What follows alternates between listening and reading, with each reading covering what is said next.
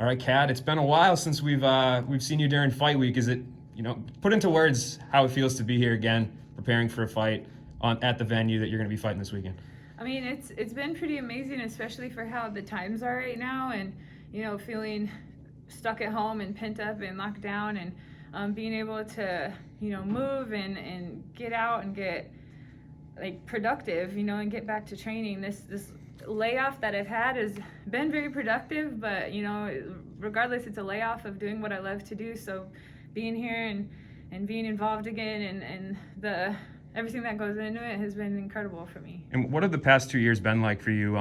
It's obviously a long break in between fights, so has it been tough at all to not be competing, or can you talk about that a little bit? I mean, it's always tough to not be competing, but my life is my life, and it goes the way it did. And I have, I had a bit of time to recover from that eye injury from my last fight. That kind of led right into me filming for the documentary series Why We Fight that I did, and that was a Emmy-nominated series. So I mean, it took a lot, and it paid off. It was a great series.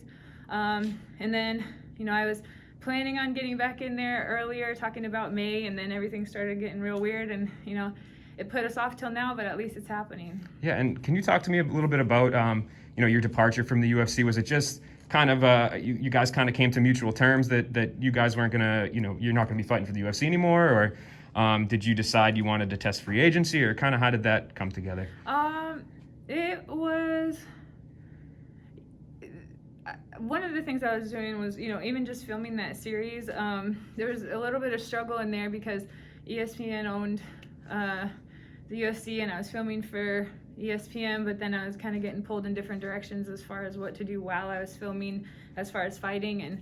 And the documentary series meant a lot to me. It's very deep, and explains fighters to people in a way that I don't think everyone understands, and really was a big project and a big important project. So I don't know, I guess there was a little bit of a patience issue with me being able to complete that, and then I got some ultimatums, and it wasn't the first time I've gotten ultimatums, and I kind of reached out and saw what was out there and considered what free agency would look like, and it was bright and it was beautiful, and there was a lot of opportunity and options, and I just felt excited about trying it and maybe trying a new chapter and closing that one. But we're good. We still have a good relationship and rapport. It's just it was right for me to make the move to make these changes, and I'm so far extremely happy about everything. So it's no hurt feelings or anything. It was just I got the option to bite, and I bit, and I took the chance. And why Bellator? I did the shopping, due diligence on figuring out what was best for me and my career and my goals next. And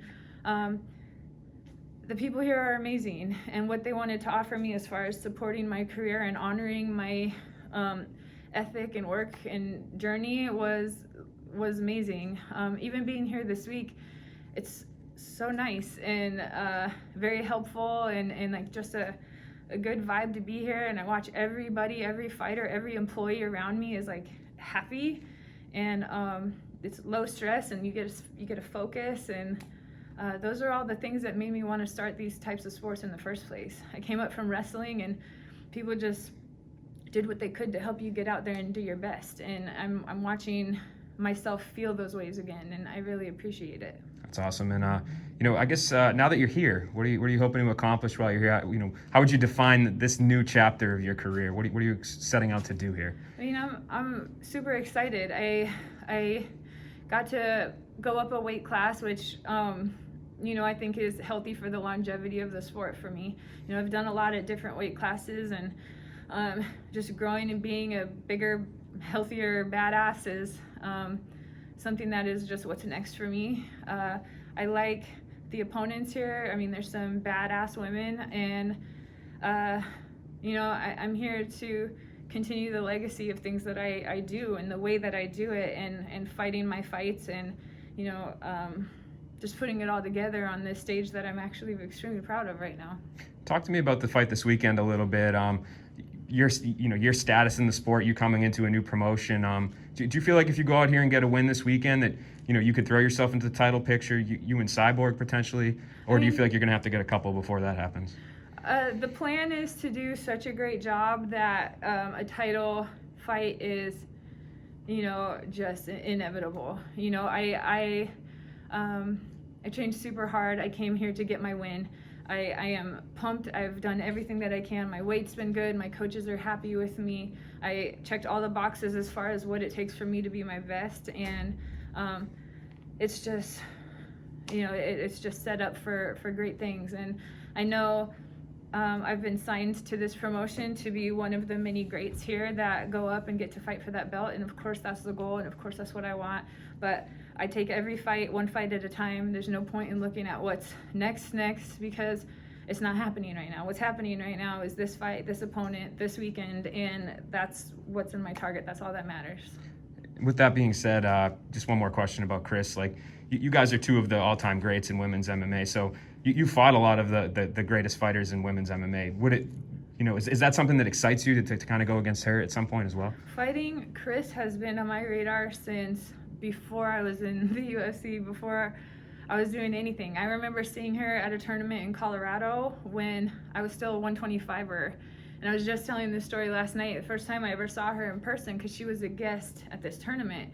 And I went up and I was like, I'm gonna go tell her, I'm gonna introduce myself and tell her I want to compete against her. And I don't even know if she would remember this, because I was just a jiu-jitsu, probably blue belt at the time, just hanging out.